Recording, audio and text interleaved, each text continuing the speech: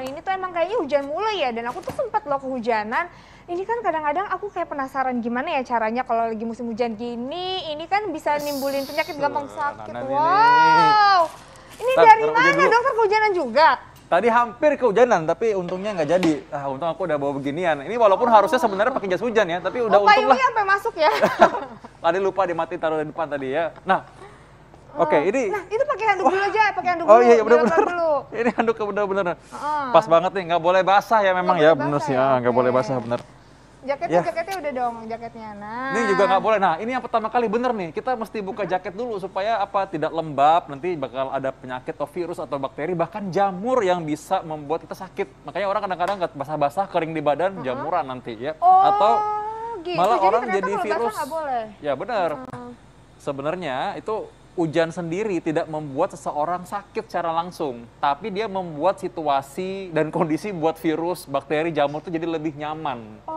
Nah dok, tapi bener gak sih nih, dari zaman dulu, dari aku kecil, kalau abis kehujanan, mandi dan keramas setelah kehujanan itu bisa mencegah sakit kepala. Ini fakta atau mitos? Ya ini fakta. Karena kenapa? Yes, karena sebenarnya gini, secara langsung bukan berarti tadi, sekali lagi bukan hujan yang menyembuat itu, dan bukan keramas yang menyembuhkan sakit kepalanya, tapi dia membuat kembali lagi bahwa ini kelembapan di tubuh, terus yang tadi kotor-kotor, yang ada kuman, bakteri ada di tubuh kita tuh diluruhkan semua, dilarutkan. Jadi karena itu bisa lebih bersih buat orangnya. Nah, itu jadi mencegah sakit kepala, ya. Benar, dia mengembalikan suhu tubuh kita kembali. Karena ketika kehujanan itu suhu tubuh kita tuh jadi kembali menjadi kacau. Karena soalnya kita jadi lebih dingin dan kita berusaha untuk memanaskan kembali suhu kita. Nah itu dia masalahnya. Jadi ternyata kita tuh suka kalau habis kehujanan tuh sakit, itu biasanya kadang-kadang kita nggak tahu kayak penanganannya harus gimana habis kehujanan ya. Nah tadi kan harus mandi, harus keramas. Nah bener nggak sih dok kalau kita tuh harus ngolesin minyak gosok supaya tubuh kita hangat pasca kehujanan? Ini fakta atau mitos? Yes benar, itu optional. Ini fakta, ini bisa menjadi opsi. Kenapa? Karena kalau kita membuat tubuh kita kembali hangat, tubuh kita kembali men-setting ulang temperaturnya. Ini fakta. Jadi karena itu, kalau kita memang habis kehujanan, kedinginan, bukan hujannya yang menyebabkan sakit, tapi kondisi tubuh kita yang dalam keadaan temperaturnya itu kurang baik, sehingga itu nyaman buat virus ataupun bakteri atau jamur yang membuat kita semakin gampang sakit. Itu masalahnya. Jadi ini bisa kalau kita balurin ke tubuh kita ya. Nah dok, tapi ini apa aja sih nih yang bisa kita antisipasi nih atau kita lakukan setelah kehujanan supaya kita nggak sakit setelah itu? Iya, tadi nggak kebasahan rambutnya, udah pergi mandi tadi ya. Lalu terima kasih udah disiapkan ada teh ya. Bener, minum Baik minuman banget. hangat sama Iya, makan makanan makasih hangat banget ya. itu bisa bikin kita rileks setelah kehujanan. Bener nggak sih itu? Contohnya nih teh misalnya ya. Teh ini punya zat antioksidan, dia juga punya zat antiinflamasi ya pada beberapa teh tertentu ya. Jadi ini bagus nih kalau misalkan kita, ini kok airnya gimana caranya nih? Jadi fakta ya, kalau misalnya kita habis dari kehujanan, kita tuh bisa enak banget bikin nih. rileks gitu ya. Kalau Iya, minum lebih minuman rileks. hangat. Yes. Jadi kita bisa menghangatkan tubuh ya pemirsa dengan minum hangat atau makan makanan hangat. Baik banget, Ini saya udah aku siapin bakso.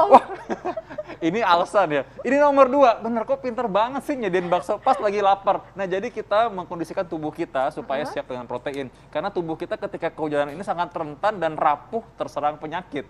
Jadi secara langsung itu dia membuat tubuh kita itu menjadi lebih rapuh karena jamur, bakteri, dan virus berkembang biak lebih cepat dalam kondisi kita lembab dan kedinginan. Karena itu ya bagus kita memasukkan kalori dan energi supaya kita tetap bisa sehat kembali ya. Pas jadi banget nih bisa baksonya nih nih. ya, pas ya. Iya dong, ada. Ini, tapi mohon maaf ini deket sama aku, jadi ini buat aku ya. Kok ngasihnya nggak niat? Coba liatin isinya. Nah, nih. ada daging, ya, ada sayuran, juga ada tahu. Tahunya kan tadi saya protein juga kan. Nah, memang ini mungkin mie-nya buat Intan aja, saya ambil proteinnya.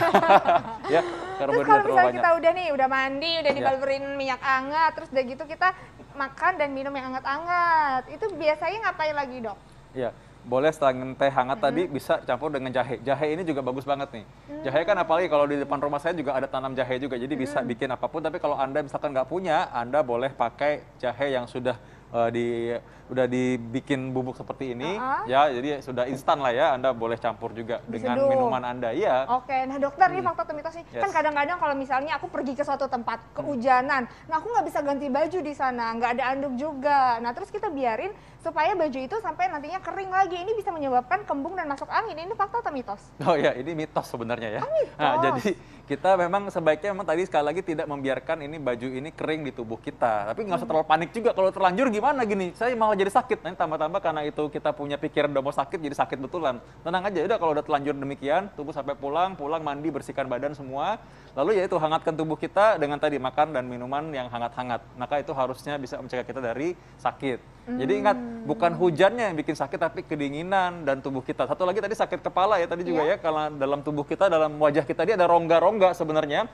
Perbedaan tekanan ini yang menyebabkan kepala kita jadi sakit. Jadi karena itu dengan kita mandi, keramas dengan baik, lalu dengan hangat kembali, maka ini mengurangi tadi perbedaan tekanan tersebut. Jadi kita kembali dengan segar lagi. Coba deh kalau rasa. Iya, kan? Dokter, tapi kan ini kan musim hujan, ini kan nggak bisa dipungkiri ya, ada yang penduduk kita dan masyarakat terkena kebanjiran. Ini banyak banget musibah di beberapa wilayah Indonesia. Nah ini ada tips nggak sih dok, gimana caranya mengatasi kondisi-kondisi kayak gini? Iya, memang kalau bagi orang-orang yang kebanjiran, tentu saja kita harus punya tempat shelter ya supaya kita bisa berlindung dari hujan yang berikutnya, dan juga memang usahakan bagi kita semua kita boleh menyumbang bagi saudara-saudara kita yang mengalami kebanjiran ada pakaian yang kering dan makanan yang cukup, dan berusaha menghindarkan dia jadi sakit. Yang penting juga tadi menjaga kebersihan, karena memang kebersihan itu ketika ada air tergenang maka sumber penyakit juga. Ya, jadi ingat, satu tempat shelter yang bisa kering dan terlindung dari hujan.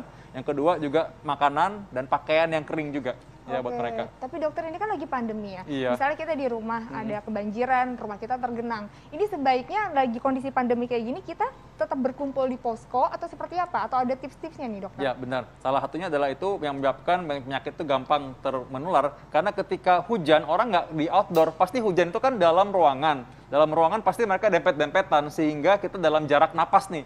Jarak napas itu gampang sekali kita menularkan penyakit apabila ada yang sakit. Jadi menjaga orang tetap sehat, dan sekarang di era pandemi tetap kalau memang kita nggak kenal siapa orang lain atau kita ada orang lain banyak, maka pakai masker aja tetap, jaga kebersihan dan usahakan tetap jaga jarak. Oke,